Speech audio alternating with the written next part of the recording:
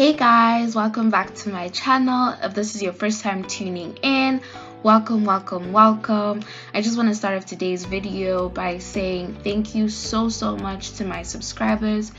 I really appreciate you guys. Thank you for the support that you give me, and thank you for being so loyal. It means so much to me, so thank you so much. If you haven't subscribed to my channel yet,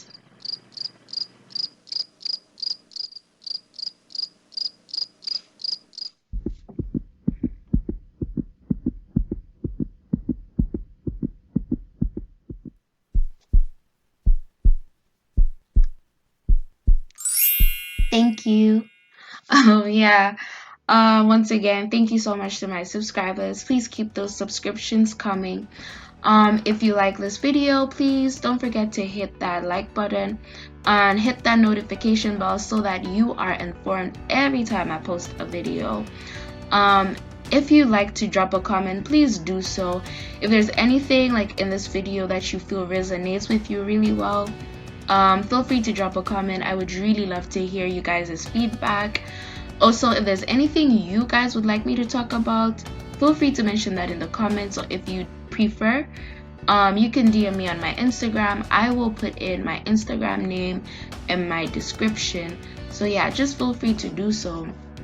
And yeah, alright, let's start off with today's video. So 2 weeks ago I put up a poll on my Instagram with a list of topics that I wish to discuss on my channel, and a number of you did respond, and most of you requested that I start with the Getting to Know You series, and as promised, it is here.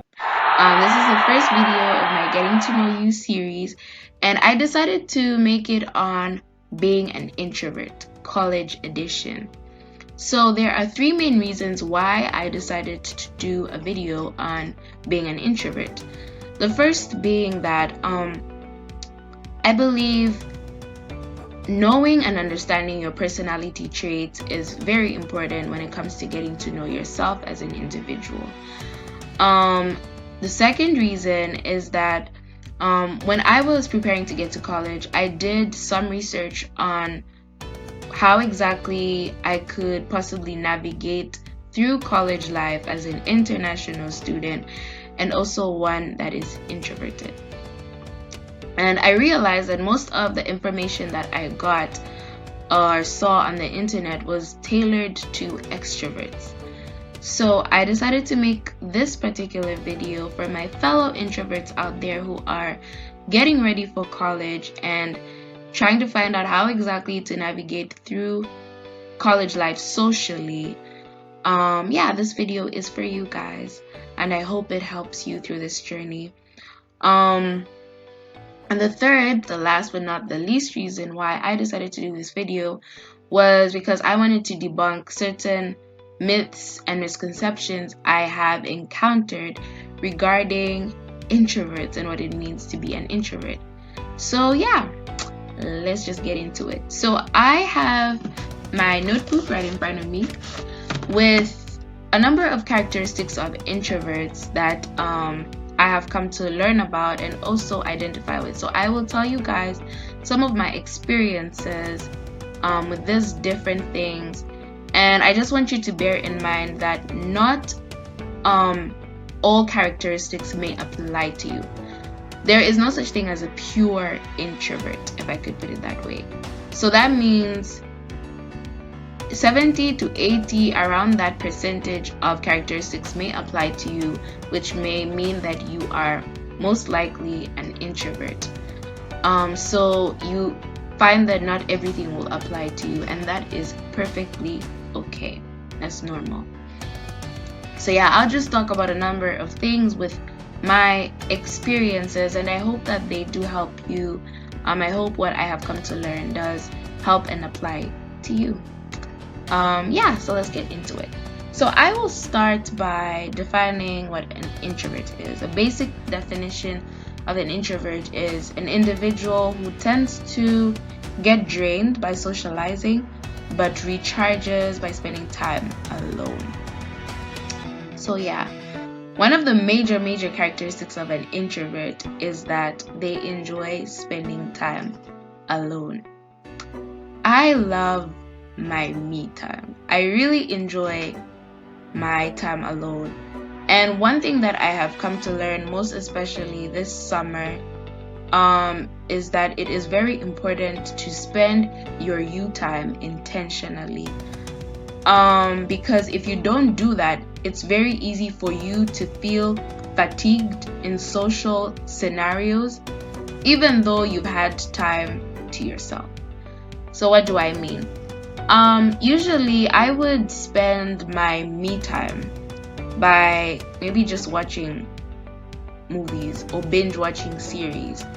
And that's fun. Like, honestly, it's fun to watch movies. I enjoy that. But there are more ways in which you could spend your me time that are also helpful to your mental health and just you developing as an individual. And the best way to spend your me time is through relaxation, but also helping yourself develop as an individual. The two must go hand in hand. And that's something that I've learned. So, like, I could binge watch a series or watch a movie, and that's cool. That really helps me relax and just have fun with myself. Watch something that I enjoy. So, yeah, that's good.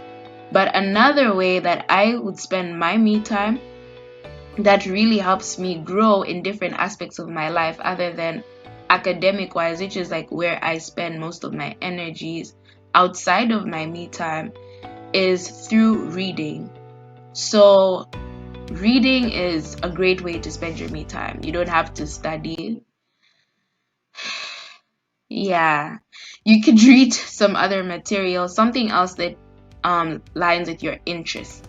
So yeah, reading a book like that really helps me. I've been trying for a while now to get back into the mojo of reading, because that's something that I lost because I started to focus mostly on reading academic material, and getting to read other things that really spoke to me was something that I didn't really allocate time for. So getting back into that has honestly been a struggle for me, but it's something that I do still enjoy. So reading. One of my favorite ways to de-stress and just spend time with myself is through journaling. I love journaling. One other characteristic of introverts that ties in with that is most introverts tend to express themselves best on paper. So they'd rather write down their thoughts than, yeah. And honestly, that is something that I identify with very well. I enjoy journaling. It really helps me de-stress. Also, it just helps me get more in touch with myself. I first started journaling my prayers, and that's how I got to spice up my prayer life by journaling. I used to struggle with that because I found myself doing a lot of rehearsed prayers. So I strongly believe that God directed me to journaling, and I just fell in love with it because it helped me develop an even stronger relationship with God. But I've also found that it helps me put my thoughts together, clear my head, and also just get to be more in touch with myself. So journaling is another amazing way to spend your me time intentionally. Another one is like self-care. So journaling, reading, I feel is a lot of internal or mental and spiritual self-care. So that could also mean reading your Bible. Like that for me like really does a lot. It just really does a lot.